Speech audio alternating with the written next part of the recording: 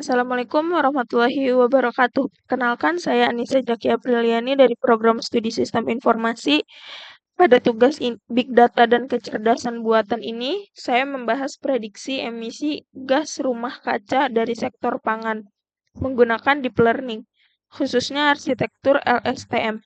Datanya saya ambil dari Faustat, mencakup 7 negara termasuk Indonesia, periode 2021 sampai 2023.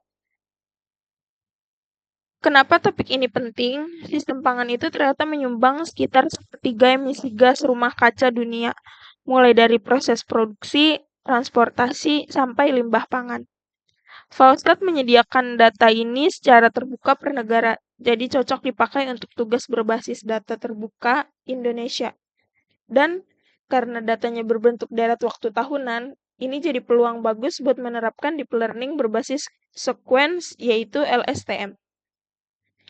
Lalu datasetnya sendiri mencakup 7 negara, yaitu Indonesia, Kolombia, Jepang, Malaysia, Selandia Baru, Filipina, dan Singapura.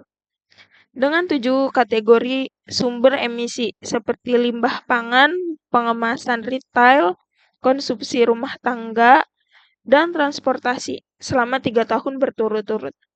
Setelah saya susun ulang datanya, dari 135 baris data mentah, saya dapat 45 deret waktu lengkap. Artinya, setiap kombinasi negara, jenis emisi dan kategori item punya data 2021, 2022, dan 2023 secara utuh. Ini yang jadi bahan utama untuk melatih model. Lalu, kenapa LSTM bukan MLP biasa? Sekarang kenapa saya pilih LSTM dan bukan model neural network biasa seperti MLP? Karena data ini strukturnya time series, ada urutan tahun 2021, 2022, 2023 yang berkesinambungan. Kalau pakai MLP biasa, tahun cuma diperlakukan sebagai angka lepas, tanpa model benar-benar paham bahwa ini urutan waktu. LSTM itu didesain khusus buat menangkap pola berurutan seperti ini. Jadi modelnya belajar dari nilai emisi 2021 dan 2022 untuk memprediksi 2023. Dan itu dilakukan lintas 45 deret sekaligus. Lalu ini gambaran arsitektur modelnya. Ada 2 jalur input. Pertama, input sequence berisi nilai emisi 2021 dan 2022 yang diproses lewat layer LSTM supaya pola waktunya tertangkap.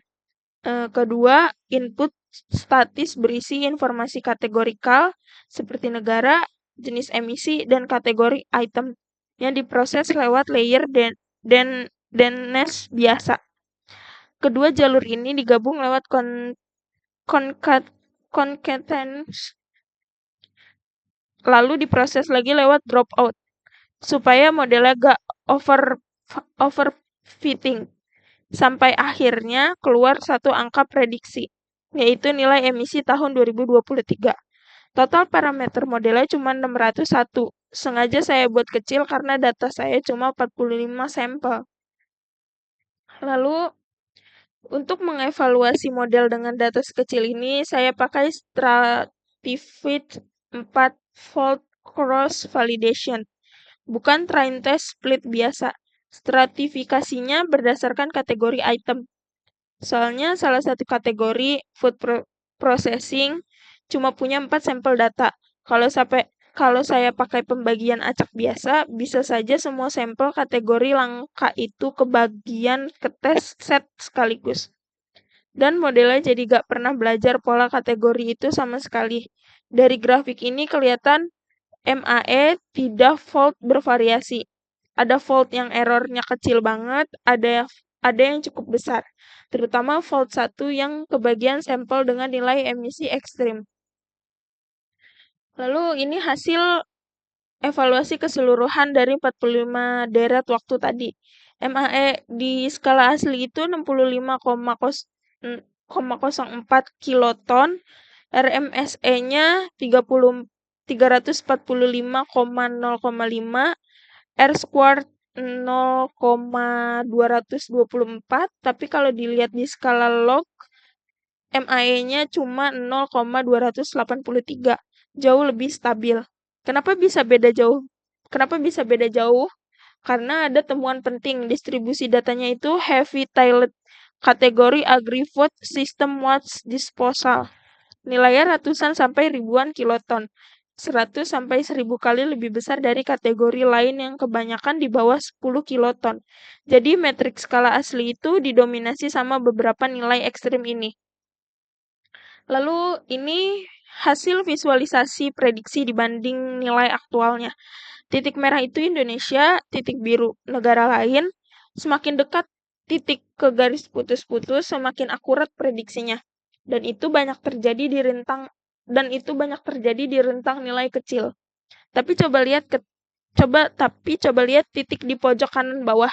Itu kategori waste disposal yang nilainya ekstrim tadi, termasuk satu titik merah milik Indonesia yang aktualnya 2.611 kiloton, tapi diprediksi cuma sekitar 8 kiloton. Ini jadi bukti visual dari temuan heavy tiled yang saya sebutkan sebelumnya.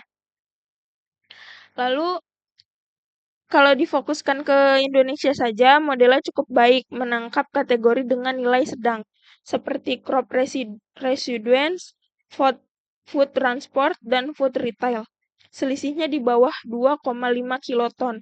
Tapi untuk kategori waste disposal, selisihnya sangat jauh, sekitar 2.603 kiloton. Konsisten dengan temuan heavy tiled tadi.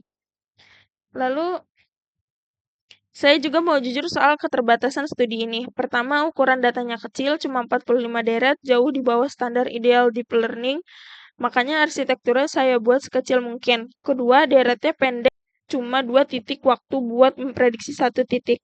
Ketiga, distribusi datanya heavy tiled, bikin metrik skala asli kurang representatif.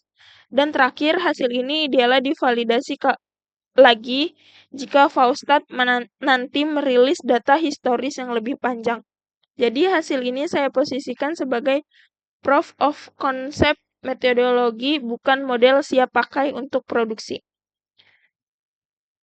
Selanjutnya, sebagai kesimpulan, LSTM berhasil diterapkan pada data panel time series emisi Faustat dari 45 deret di 7 negara termasuk Indonesia.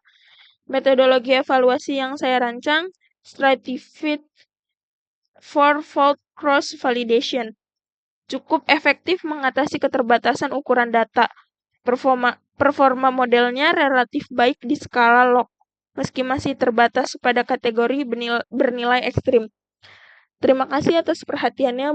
Mohon maaf apabila ada kekurangan. Wassalamualaikum warahmatullahi wabarakatuh.